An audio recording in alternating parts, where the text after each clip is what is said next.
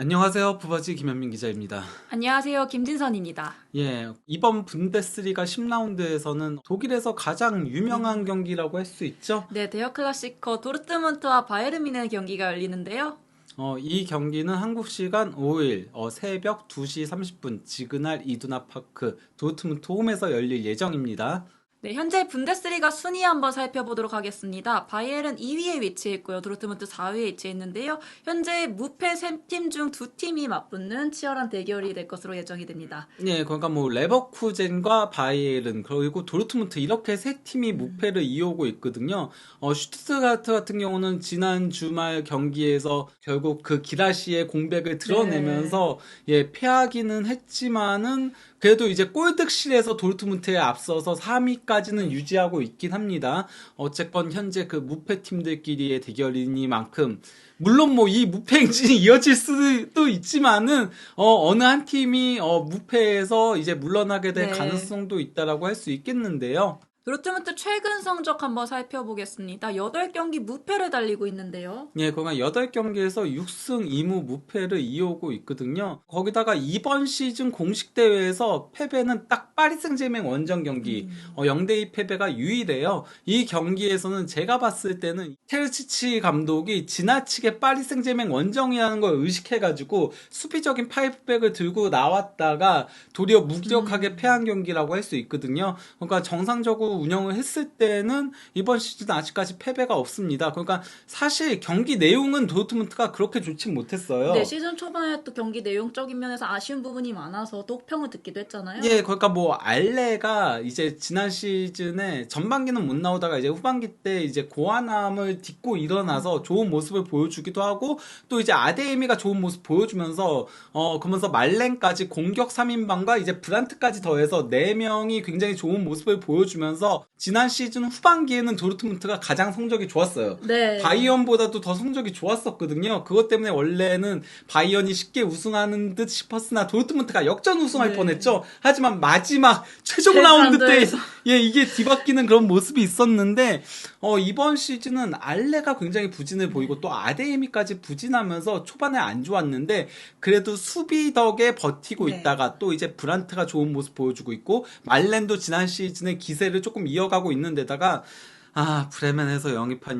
필크루크도 어느 정도 예, 버텨주는 그런 모습을 보여주면서 목소리가 확 낮아지셨어요. 예, 아무튼 그러면서 이제 도르트문트가 그래도 꾸역꾸역 성적을 내고 있다라고 할 수 있겠습니다. 특히 이제 그 가장 대표적인 게 지난 주말 프랑크푸르트전이거든요.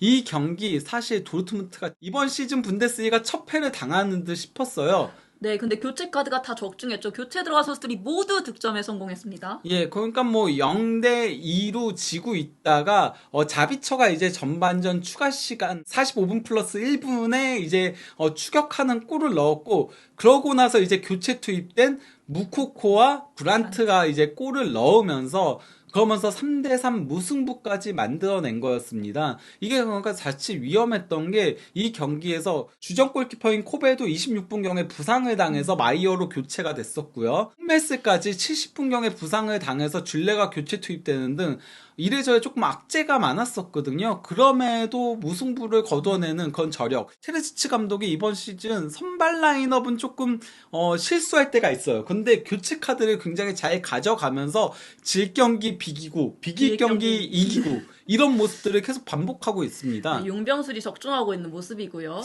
물론 뭐 선발 카드를 잘못 네, 꺼낼 때가 선발 많기 카드. 때문에 좀 애매하긴 합니다만 네, 그 중심에는 또 브란트 선수 빼놓을 수 없습니다. 최근에 또 물이 올랐죠. 예, 그럼 브란트 선수가 사실 이 선수가 천재거든요. 천재인데 지나치게 본인의 재능을 과신하다가 그러다가 이제 조금은 정신줄을 놓고 경기를 뛸 때가 있어요. 진짜 멍하니 있을 때가 가끔씩 있었거든요. 네. 근데 지난 시즌 후반기부터 집중하기 시작하더니만 이번 시즌에도 개막전만 제외하고는 지금 8경기 전부 분데스리가에서 공격 포인트를 올리면서 4골 4도움을 기록하고 있습니다.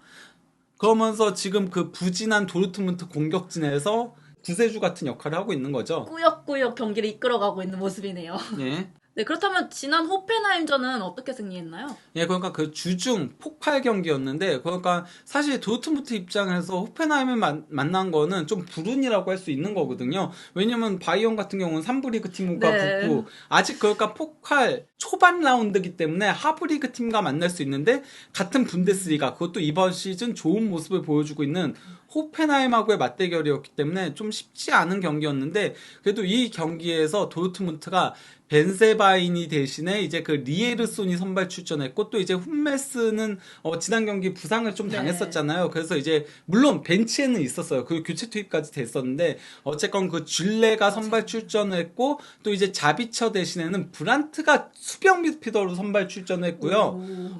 그리고 또 이제 그 말렌 대신에는 바이노 기튼스가 선발 출전했고, 또 이제 풀크루크 대신에는 무코코가 선발 출전하는 등 이제 소폭의 로테이션을 돌렸음에도 1대 0으로 승리를 거뒀습니다. 로이스의 골로 승리를 거둔 거죠.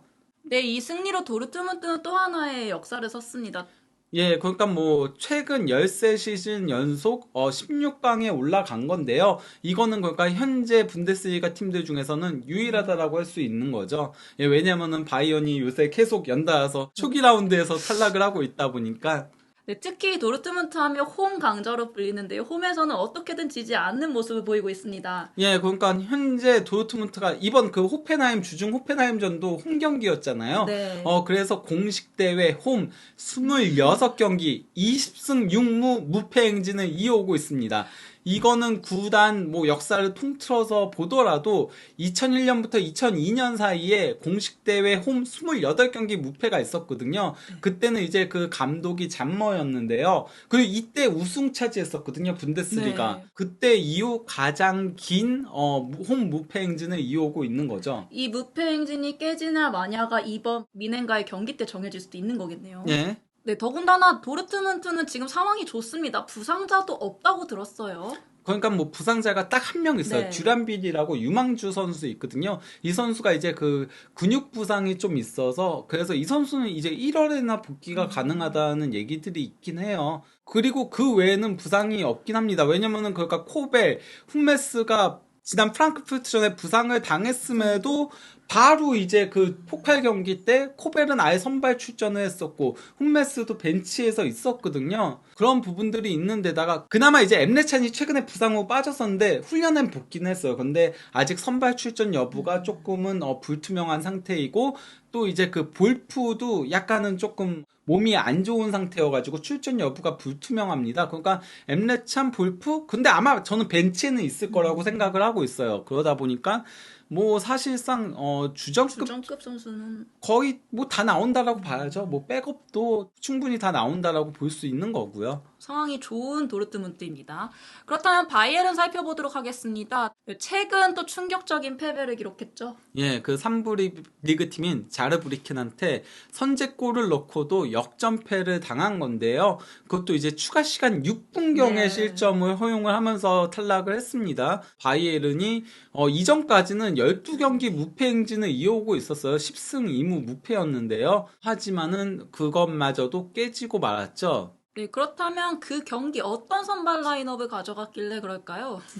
물론 뭐 로테이션을 좀 돌리긴 했어요. 아무래도 포칼이고 3부 리그 팀이다 보니까 케인도 빠졌고 슈퍼모팅이 최전방 공격수 나왔고 유망주 크레치 이 선수 원래 왼쪽 풀백인데 이 선수가 미드필더로 나왔거든요. 사실 그래서 여기서 미스로 실점이 나왔어요. 동점골 실점이. 그러니까 김민재 선수가 약간 조금 위험하게 위험하게. 패스를 주기도 했고, 여기서 그래도 진짜 전문 미드필더였으면은 그걸 잘 받아서 돌아설 수 있었을 텐데, 이 선수가 풀백이다 보니까 아무래도 크레치가 제대로 받아내지 못하면서 가로채기 당하면서 거면서 실점이 나왔던 거였거든요. 토마스 밀러도 공격형 미드필더로 2명이 이렇게 나왔었고, 그리고 마티스텔이 왼쪽 윙으로 나왔었고, 또 이제 그 전력외로 불리는 부나사르가 오른쪽 풀백으로 나왔는데, 결국 동점을 허용하고 하다 보니까 라이머라던가 그나브리라던가 코망이라던가 무시알라 같은 주전급들을 다 교체 투입시키긴 했습니다. 하지만 도리어 더 실점을 허용하면서 1대2로 패한 건데요. 근데 이때 왜 그러면은 1대1 상황인데 케인을 넣지 않았냐? 이런 질문이 당연히 네. 있을 수밖에 없잖아요. 케인이 바이언에서 거의 뭐 지금 득점을 다 책임져주고 있는 선수인데요. 그렇죠. 네. 최고의 활약을 펼치니까 왜 넣지 않았냐? 이런 질문이 나오니까 초에 감독이 여기에 대해서 뭐라고 했냐면요. 경기를 앞두고 케인이 햄스트링 쪽에 불편함을 조금 느껴했다라고 해요. 그래서 교체 카드가 단 한 장밖에 남아있지 않았기 때문에 연장전까지 조금 기다리고 싶었대요. 그죠. 추가 시간에 이렇게 또 실점할 줄 몰랐으니까요. 예, 그러니까 네. 1대1 상황이었으니까 그러니까 연장전 때. 예, 그러려고 생각을 했는데 하필이면은 네. 예, 그때 실점을 한 거죠. 어쨌건 여기서 확인할 수 있는 거 케인도 정상 컨디션은 아니라는 아니다. 겁니다. 그러니까 바이어는 현재 굉장히 안 좋은 상태라고 할 수 있어. 사실 그러니까 선수단이 가장 얇다라고 했잖아요. 네. 분데스리가에서. 그러다 보니 선수들이 혹사를 당하고 있고 그러면서 컨디션이 내려온 거. 계속 떨어지고 예, 있죠. 김민재 선수도 이 경기에서 너무 지쳐 보였어요. 못 쫓아갔어요. 네. 그 김민재답지 않았었거든요. 태클을 하는데 태클이 닿질 않더라고요. 네, 그러면서 실점을 허용하기도 했었거든요. 지난 경기부터 사실 많이 체력적으로 힘들어 보였는데 지난 경기 유독 더 돋보였습니다. 예, 그 갈라타사라이전부터 조금 네. 이어지고 있다라고 할 수 있겠죠. 그 와중에 미네는 또 다름슈타트전 때 키미 선수가 퇴장을 당하면서 또 이번 경기에 나서지 못하는데요. 예, 그러니까 바이언이 안 그래도 갈라타사라이전에 체력 부재를 드러냈었잖아요. 근데 다름슈타트전에 경기 시작하고 봐서 진짜 얼마 지나지 않아서 네. 바로 키미가 퇴장당하면서 10대 11로 싸웠어야 네. 됐거든요. 하지만 상대가 이제 두 명이 더 퇴장을 당하면서 후반에만 8골을 몰아넣으면서 대승을 거두긴 했는데 선수들이 어쨌건 체력이 갈린 상태에서 또 폭발까지 소화하고 이러다 보니까 체력 문제도 있는 데다가 바이언의 전문 수비형 미드필더가 3명밖에 없잖아요. 키미, 고레츠카, 라이머. 근데 키미 퇴장 후 2경기 징계 받았으니까 없고 고레츠카 부상이죠. 예, 이런 문제가 있는 거죠. 그러면은 라이머 한 명밖에 전문 수비형 미드필더가 없는 상태인 겁니다. 근데 또 최악의 악재가 겹쳤죠. 더리히트 선수가 지난 포칼컵에서 부상을 당하면서 이 내년에나 복귀할 수도 있다라는 또 소식이 전해지고 있어요. 예, 그러니까 뭐 25분경에 태클하다가 부상당한 건데 이것도 두 가지가 겹친 거라고 생각을 해요. 원래 자르브리켄 경기가 이게 연기될 뻔했어요. 디나모 드레스덴하고의 경기에서 폭우가 쏟아져가지고 여기가 3부 리그니까 그라운드 컨디션이 좋지 그렇지 못하고 않죠, 네. 그 배수 시설이 제대로 되지 않다 보니까 막 헤딩 슈팅하는데 헤딩을 땅에 그대로 박힌 거예요. 움직이지도 네, 않고 맞아요. 해가지고 그 경기가 중단이 됐었고 그래서 이제 연기가 됐고 이런 가운데 주중 그 포칼 경기도 안 열릴 수도 있다라고 했는데 마지막 순간에 결국 열리는 게 결정이 됐었거든요. 근데 여전히 그라운드 컨디션이 좋지 못했어요. 그러니까 더리우트가 그런 안 좋은 그라운드 컨디션에서 태클을 하다가 그 그라운드 컨디션도 저는 무릎 부상에 어느 정도 영향을 끼쳤다라고 생각하고 또 선수가 사실 더리우트도 생각보다 빨리 복귀를 한 거거든요. 네, 지금 컨디션 사실 온전치 않은 상황인 거잖아요. 부상에서 예. 복귀한 지 얼마 안 됐기 때문에. 그러니까 원래 우파메카노 부상 때문에 빨리 복귀한 네, 거다 정말 빨리 보니까 또 그것도 결국은 부상에 영향을 끼치면서 무릎 인대가 이제 그 파열이 된 거죠. 이것 때문에 4주에서 6주가량 결장할 것이란 얘기도 있긴 하지만은 최악의 경우는 이제 8주까지도 갈 수 있고 올해는 출전할 수 없다라는 얘기들이 나오고 있는 거죠. 네, 착잡한 상황입니다. 네.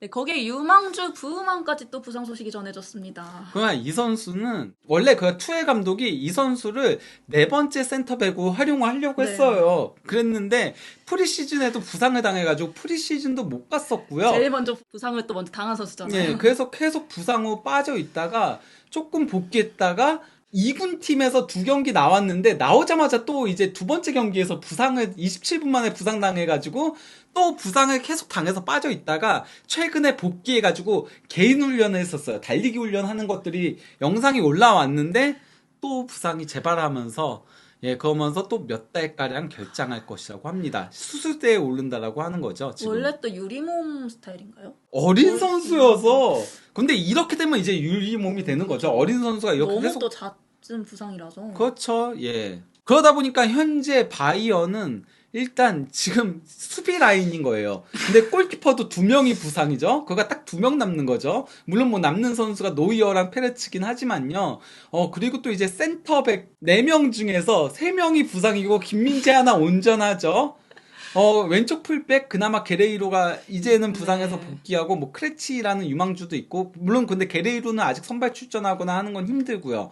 그리고 또 이제 오른쪽 풀백도 마즈라이가 부상이니까 물론 뭐 복귀할 가능성이 있긴 하지만요. 부나사르 한 명 남은 거고 또 이제 수비형 미드필더도 고레츠카 부상, 키미 징계, 그만 라이머 한 명에 또 이제 19살 유망주인 파블로비치.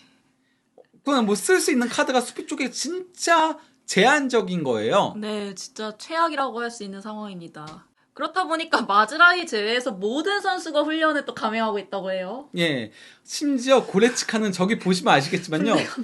부목하고요. 부목에다가 붕대 칭칭 감아가지고 그래서 훈련하고 있는 거예요. 거기다가 이제 우파메카노도 훈련을 감행하고 있고요. 그러면서 왼쪽에 스카이스포츠 독일판의 이제 내용을 요약을 한 건데 우파메카노는 선발로 나와야만 한다. 해부투가 돼 있는 거죠. 컨디션이 안 좋을지라도 나와야만 한다. 지금 전문 센터백이 김진 선수 한 명뿐이니까 예. 어떻게든 나와야 된다라는 것도 보여주는 거고요. 예, 그리고 이제 고레츠카도 통증 여부에 따라서 뭐 선발 출전 여부가 결정이 될 건데 만약에 고레츠카가 선발 출전하지 못한다면은 그러면 무시알라가 밑으로 조금 내려가서 내려가서. 뛰고 밀러가 이제 공격형 미드필더로 배치될 것이다라고 하는데 이렇게 되면 이제 중원 싸움에서 조금 밀릴 위험성이 있는 거죠. 그나마 위안거리라고 해야 될까요? 케인 선수의 득점력은 이제 살아있다는 것인데요. 예, 그러면서 이제 그 바이언이 일단 그 다름슈타트전에서 후반전에 8골 넣었잖아요. 이게 뭐 분데스리가 역사상 처음인 아니, 후반전에 어떻게 8골이나 넣어요.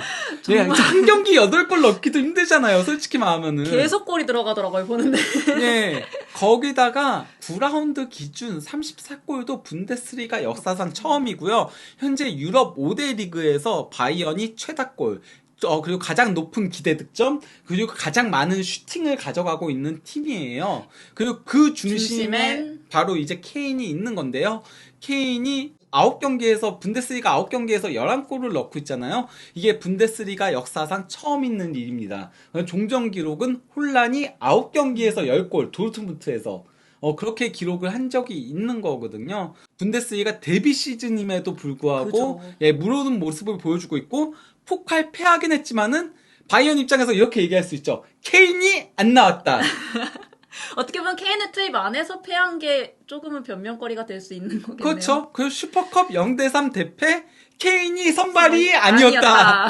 예, 이렇게 얘기할 수 있는 겁니다. 사실상 지금 바이에른의 중심은 케인이다라고 할 수도 있는 상황이고요. 뭐 근데 그게 아예 틀린 얘기는 아닌 게요. 그러니까 수비는 수비만 하는 게 아니에요. 케인이라는 선수가 전방에 있으면요. 상대팀이 의식할 수밖에 네. 없잖아요. 그러면은 마음껏 공격을 못 올라오거든요. 그러다 보면 수비까지도 안정이 되는 거예요. 그러니까 공격도 수비부터 하는 거고요. 수비부터 얼마나 빌드업이 잘 되느냐에 따라서 공격이 되는 거고 마찬가지로 수비도 공격부터 하는 거나 마찬가지예요.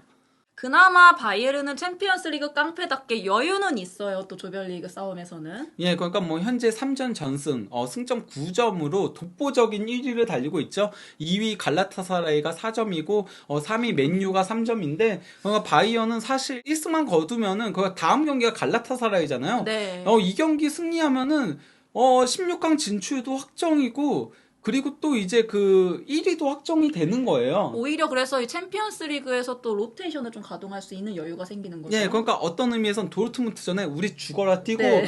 챔피언스리그는 조금 쉬자. 진짜. 이렇게 해도 돼요. 여유가 돼요. 왜냐면은 갈라타사라이전 홈 경기 그리고 다음 코펜하겐전도 홈 경기예요.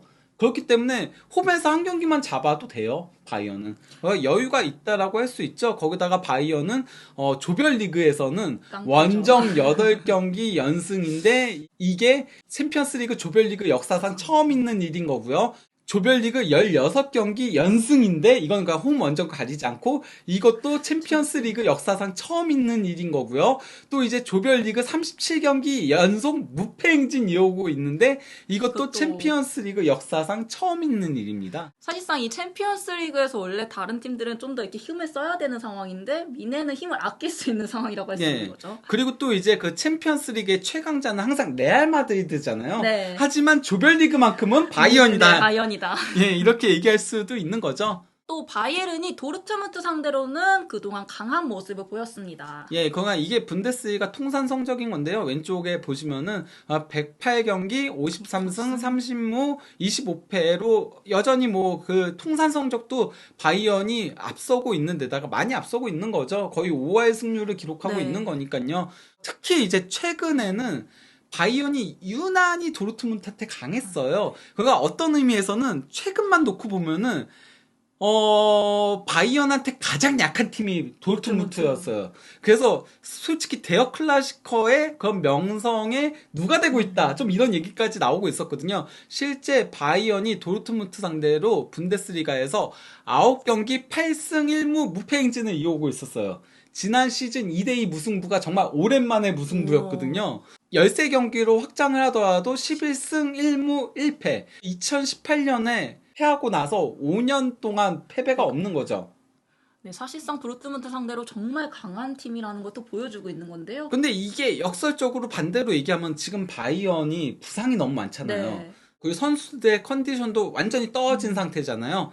도르트문트 입장에서 기회죠. 지금이 최근에 이 부진을 씻을 수 있는, 만약에 이번에도 못 씻어내면은 도르트문트는 앞으로도 바이언만 만나면은 진짜 고양이 앞에 쥐가 될 가능성이 높습니다. 그저 또 도르트문트 홈에서 펼쳐지는 경기니까 이 도르트문트 선수들한테는 더 기회일 수밖에 없는 상황이고요. 예. 그렇다면 예상 선발 라인업 어떻게 될까요? 예, 뭐 도르트문트 같은 경우는 엠레찬이 만약에 나온다면은 그러면은 엠레찬이 그래도 주장이기도 하고 또 이제 지난 시즌부터 굉장히 좋은 모습을 네, 보여주고 네, 있거든요. 맞아요. 그래서 이제 엠레찬이 선발로 나올 예정이고요. 그게 아니라면은 저는 그래도 나머지는 크게 변화는 없을 것 같아요. 다만 또 하나의 변화가 있을 수 있는 포인트가 있다면은 오른쪽 풀백에 전문 풀백인 리에르손이 나오냐 아니면은 조금은 그래도 바이언이잖아요. 그리고 도르트문트가 바이언 상대로 유난히 약했잖아요. 그러면 쥘레를 오른쪽 풀백으로 선발 출전시키느냐 이 정도가 조금은 관건이 아닐까.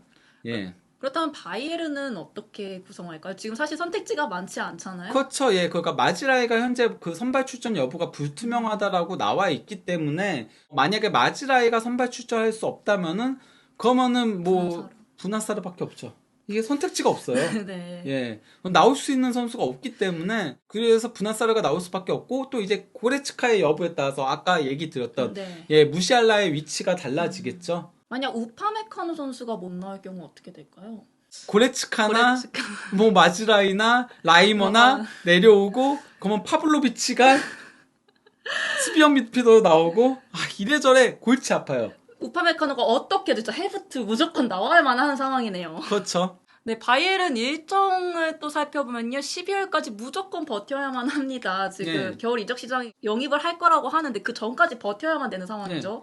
그나마 그래도 일정은 12월 초 제외하고는 괜찮아요. 왜냐면은 뭐 일단 갈라타사라이전도 홈이죠. 홈이죠. 네. 그리고 이제 무엇보다도 하이덴하임 승격팀이죠. 네.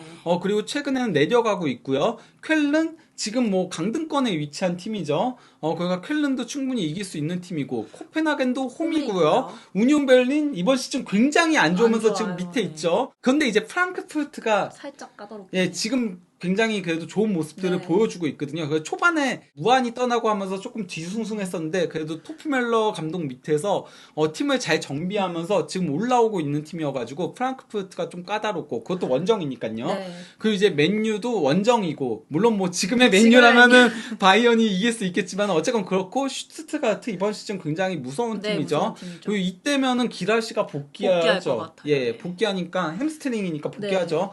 그리고 또 이제 볼프스부르크 원정도 볼프스부르크도 이번 시즌 괜찮기 괜찮네요. 때문에 까다로운 경기고 호펜하임도 이번 시즌 좋거든요.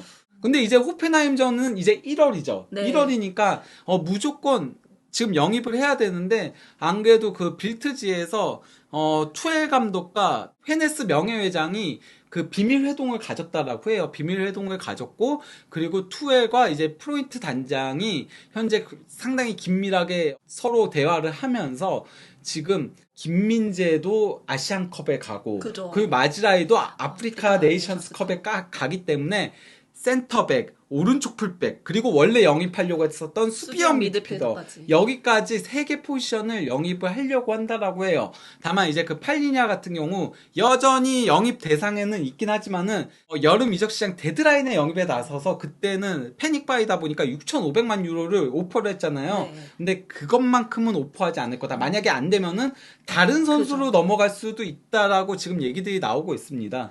네, 무조건적으로 영입을 해야 되는 상황이고요. 네. 또 그때까지 잘 버텨줘야 될 텐데요. 과연 이 대여 클래시커 어떻게 또 진행이 될지 한준TV와 함께 해주시고요. 예, 그러면 이쯤에서 이번 영상을 마무리하도록 하겠습니다. 다들 좋은 금요일 마무리하시기 바랍니다. 감사합니다.